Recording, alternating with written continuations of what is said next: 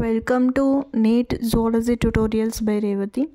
So last వీడియోలో మనం eukaryotic సెల్కి ప్రొకారియోటిక్ సెల్కి డిఫరెన్సెస్, అలాగే యూనిసెల్యులర్ అండ్ మల్టీసెల్యులర్ ఆర్గానిజమ్స్కి డిఫరెన్సెస్, అలాగే సమ్ బేసిక్ కాన్సెప్ట్స్ గురించి డిస్కస్ చేసుకుందాం. ఈరోజు కూడా ఇంకొక బేసిక్ కాన్సెప్ట్ గురించి డిస్కస్ చేసుకుందాం. అదేంటి అంటే biological hierarchy. Biological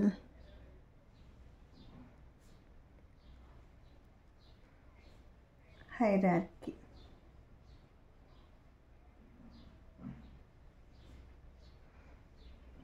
biological hierarchy అంటే ఒక ఆర్గానిజం అనేది ఎలా తయారైంది, ఎలా తయారవుతుంది, దానిలో ఉన్నటువంటి బేసిక్ మాలిక్యూల్స్ ఏంటి అనేది దీంట్లో డిస్కస్ చేద్దాం.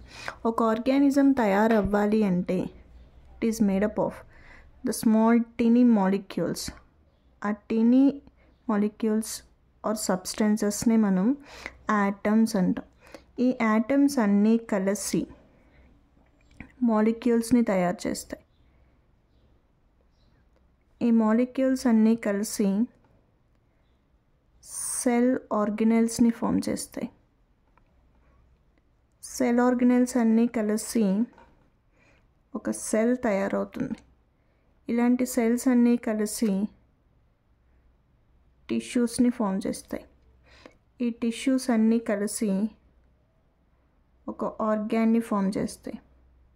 ఈ ఆర్గాన్స్ అన్నీ కలిసి ఒక ఆర్గాన్ సిస్టమ్ని ఫామ్ చేస్తాయి.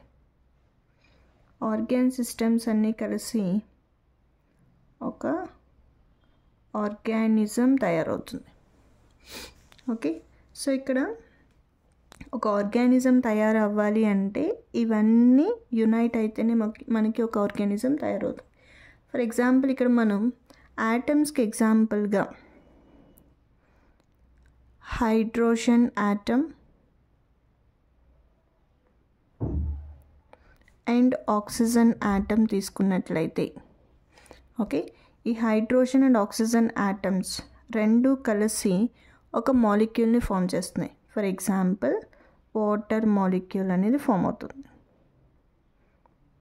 ఓకే, అంటే ఇక్కడ atoms together they form molecules. అలాగే ఈ వాటర్ మాలిక్యూల్ అనేది సైటోప్లాజం అనేది తయారవడానికి చాలా ఇంపార్టెంట్.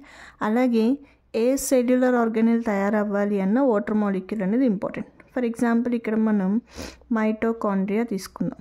మైటోకాండ్రియా కానీ సైటోప్లాజం కానీ గోల్గి అపరేటస్ ఏది ఫామ్ అవ్వాలి అన్నా కానీ water is the basic component. So ఇలాగా mitochondria, cytoplasms, nucleus, Golgi apparatus, lysosomes ఇవన్నీ కలిసి దేన్ని ఫామ్ చేస్తున్నాయి? సెల్ని ఫామ్ చేస్తున్నాయి. మనం మల్టీ సెల్యులర్ ఆర్గానిజమ్స్ కదా. మన బాడీ చాలా రకాలైనటువంటి సెల్స్తో తయారై ఉంటుంది. ఇక్కడ మనం ఫర్ ఎగ్జాంపుల్ ఒక నెఫ్రాన్ని తీసుకుందాం. Nephron is the functional unit of kidneys. Okay, nephrons together they form renal tissue.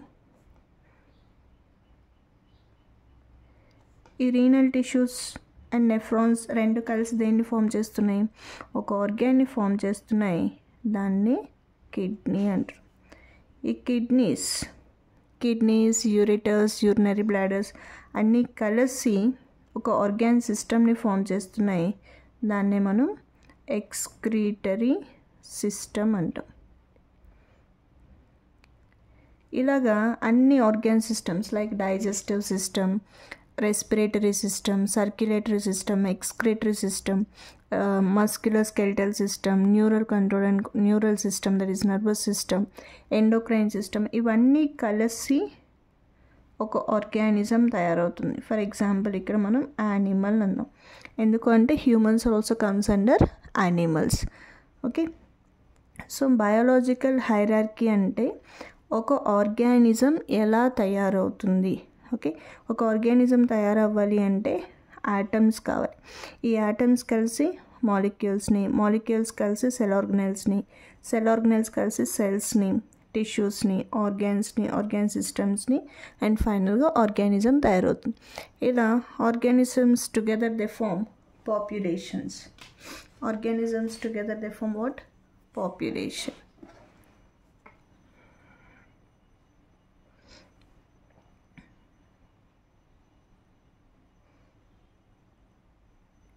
Okay, populations together they form community.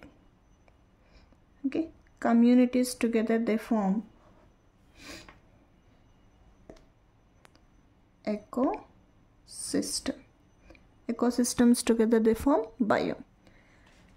Here for example, population ante we can take animal population or plant population. All animals comes under this